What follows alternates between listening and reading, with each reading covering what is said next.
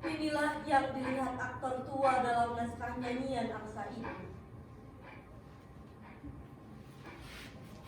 Dia datang dari tempat rias menuju panggung dan berdiri memperhatikan dengan seksama gedung teater yang gelap tanpa penonton.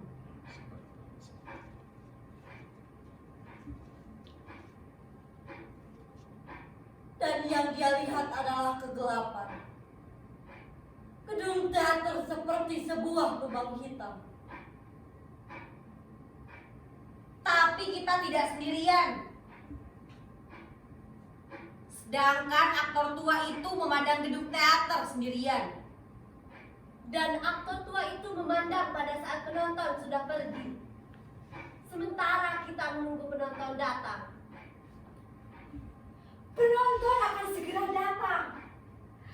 Sementara kawan kita belum juga datang. Kita tunggu sebentar lagi. Jam berapa sekarang?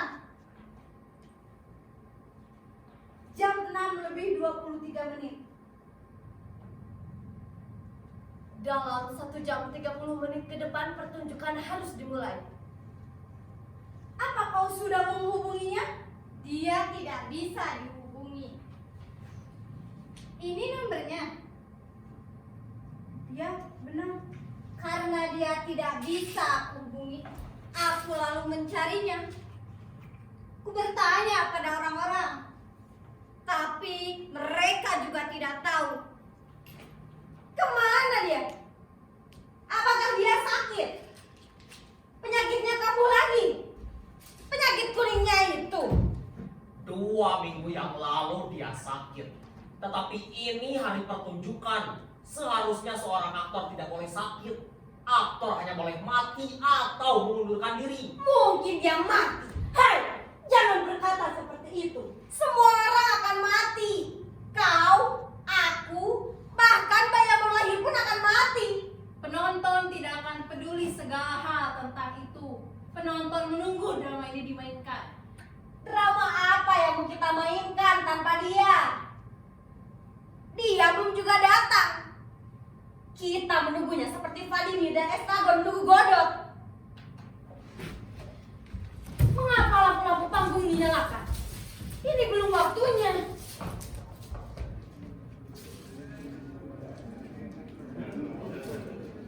Dengar, penonton sudah ada di luar.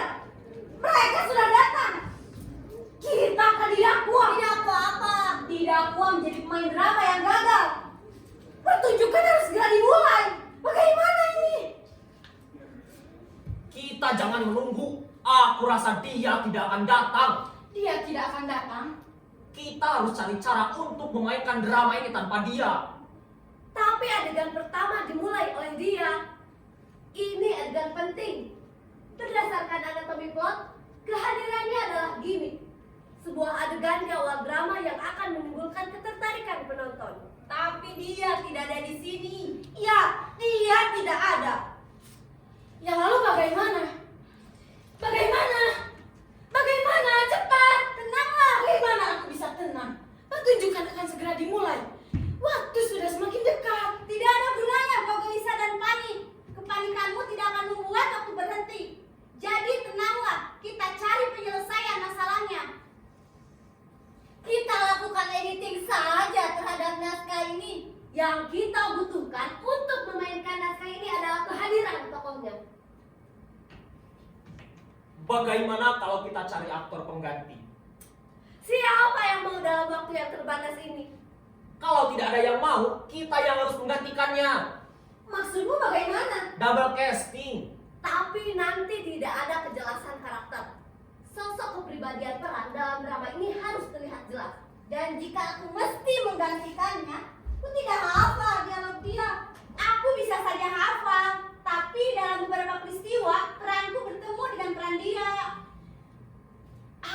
banyak bertemu dengannya, tapi aku sulit menghafal. Kita juga tidak punya juru bisik. Aku mau usul, tapi Apa usulmu? apa kalian setuju?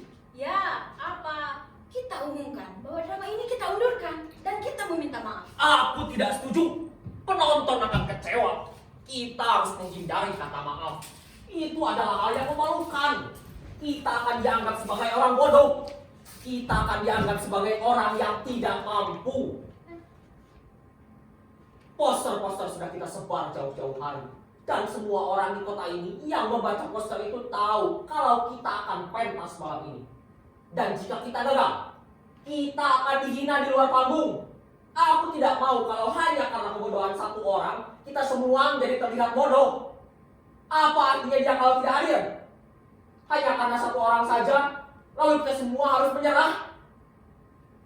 Jadi kita akan tetap pentas. Kawan, kita sedang berada di jalan buntu. Apa yang harus kita lakukan?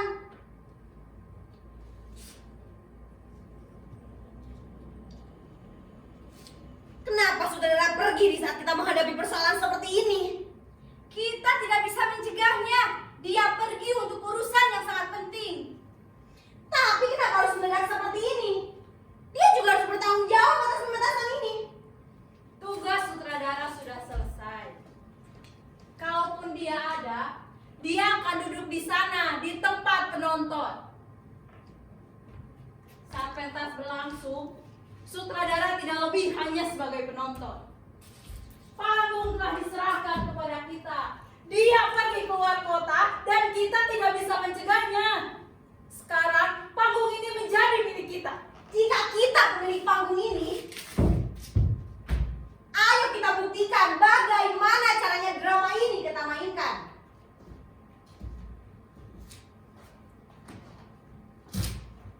Dalam situasi seperti ini, yang paling masuk akal adalah mengkhianati naskah ini untuk menemukan jawabannya. Aku tidak suka dengan caramu itu. Mari kita berpikir tanpa batasan dan aturan. Ini adalah cara agar kita menemukan jawaban untuk menyelesaikan masalah. Berpikir macam apa itu? Tentu saja kita berpikir dengan batasan dan aturan. Tanpa itu semua, kita akan tersesat. Kita sedang tersesat, kita harus buka jalur baru. Kita jangan menjadi 8 orang buta di balik pagar yang menginginkan kebebasan tapi tidak pernah mendobrak pagar pembatas itu. 8 orang buta. Seperti dalam naskah Kidung Malam Tahun Baru karya Rob Losner. Kita seperti tokoh-tokoh dalam naskah itu. Bulan, dinding-dinding hanyut terbawa, dan tiap-tiap suara retak berkumandang, bersamaan dengan berkerincingnya gelas yang terisi penuh. Kita bukan tokoh-tokoh dalam drama Kidung Malam Tahun Baru. Kau harus lebih teliti. Tokoh-tokoh dalam drama itu berjumlah 3 orang. Sedangkan kita tidak bertiga. Jadi kita bukan mereka. Ya, benar. Mereka bertiga. Kita 8 orang. Bulan. Hentikan! Jangan buang-buang waktu.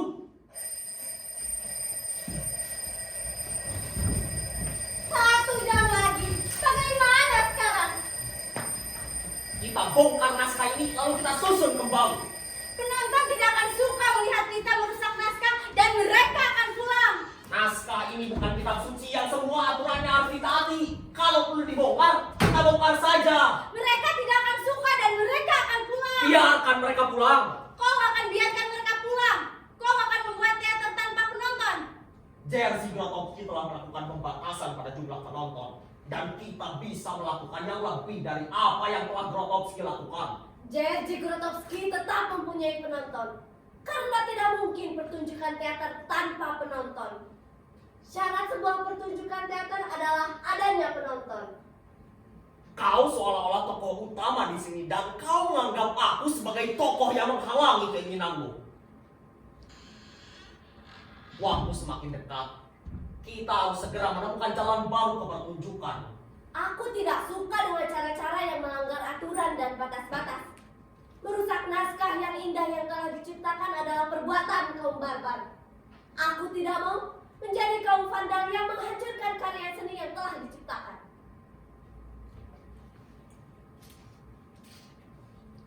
Dia tidak mau merusak naskah ini.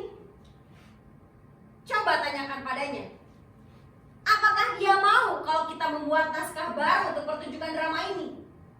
Naskah drama baru. Dia tidak akan mau karena dia menganggap dirinya sebagai antagonis dan aku protagonis. Maka dia dan Aku aku. setuju naskah baru. Kau setuju membuat naskah drama baru? Kenapa tidak pernah terpikirkan olehku? Kita sebenarnya tidak pernah bertentangan dalam hal tujuan.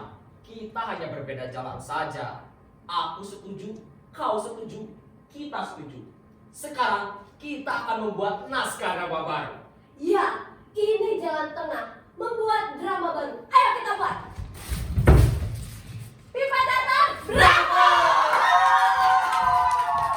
Membuat drama baru.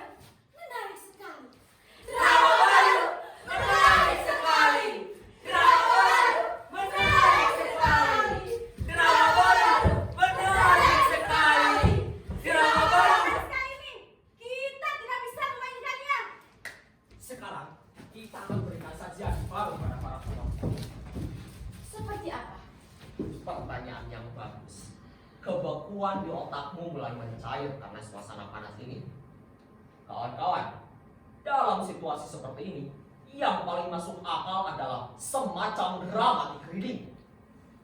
Apakah nanti akan terlihat terlalu mudah? Sedangkan penonton menyukai kesulitan di atas panggung. Tapi kita tidak mempunyai banyak waktu. Wow, bagus. Usul yang tepat dalam waktu yang singkat ini. Aku setuju. Yang penting kita harus memperlihatkan kepada penonton dengan kemasan yang bagus. Melengkapinya dengan segala unsur estetis. Dan yang pertama harus kita tentukan adalah peran. Apakah kita akan tentukan casting untuk peran-perannya? Untuk prosedur penerapan pemain, teknis pemilihan harus dilakukan berdasarkan dua kriteria yang meliputi nilai spiritual dan material.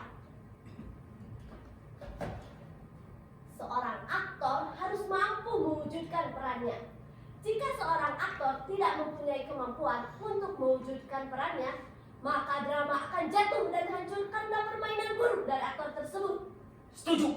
Dan untuk rancangan struktur drama, maka sekarang kita akan menentukan ending dari drama.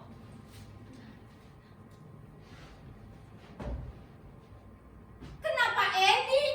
Struktur drama kita tentukan dari awal. Ya, Kenapa ending? Ya, kenapa ending? Ending mengandung keputusan drama, menciptakan sebuah motif besar untuk mengarahkan motif-motif kecil. Misalnya, jika akhir adalah ketidakbahagiaan, maka kita bisa mulai susun dengan menggunakan teori anatomi plot struktur tragis. Kita bisa mulai dari gestus.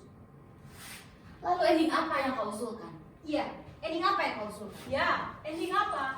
Kawan-kawan, aku tidak akan mengatakan ending yang aku usulkan dengan kalimat-kalimat verbal.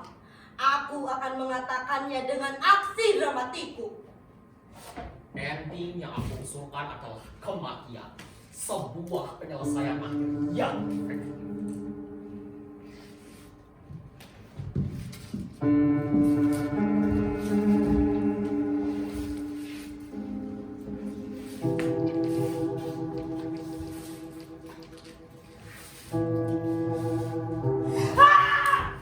Kuno! Sangat kuno. Aku heran kau menawarkan solusi seperti ini.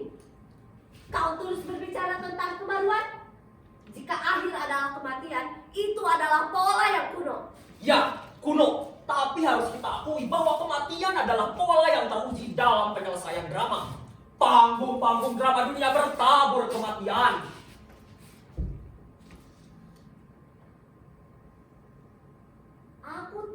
Aku melihat kau telah terbelah. Kau mengalami keterbelahan karakter.